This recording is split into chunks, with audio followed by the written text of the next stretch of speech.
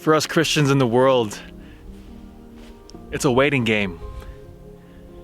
In the gospel today, in John 16, verse 20 through 23, it's a beautiful passage. Our Lord says, "The world will rejoice, and you will weep and mourn." What's he talking about? He's talking about, and he's preparing his disciples for that time when he would be arrested and tortured and crucified and die on that cross. And he says, everybody will rejoice. The whole world will rejoice. And you, Christians, you who love me, will weep. Then later on in that same gospel, there's a powerful word there, he says. But you will see me again. He says, you will see me again and you will rejoice. And I think as Christians, we need to remember that, especially in the hardest moments. Because what does our heart yearn for? What does the Christian heart who is radically in love with Jesus, what does the Christian heart want? But he wants to see Jesus. He wants to be with Jesus.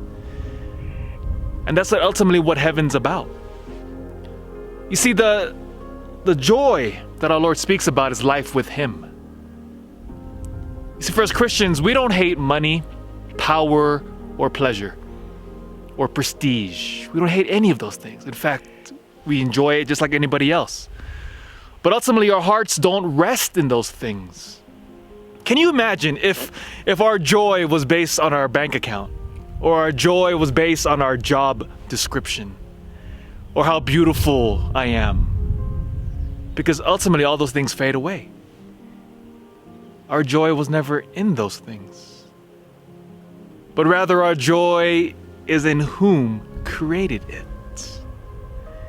You see, that is why no matter how much we achieve in this world, our hearts are always restless. I mean, St. Augustine had that beautiful line, that our hearts are restless until they rest in thee, O Lord. What was he talking about? Precisely this reality. That when we ultimately see, as we're waiting here on earth for our time to be over, and all of the struggles and pain that life throws at us, that we're all waiting to see Jesus. And that is why, as Christians, we rejoice in a way when our judgment comes.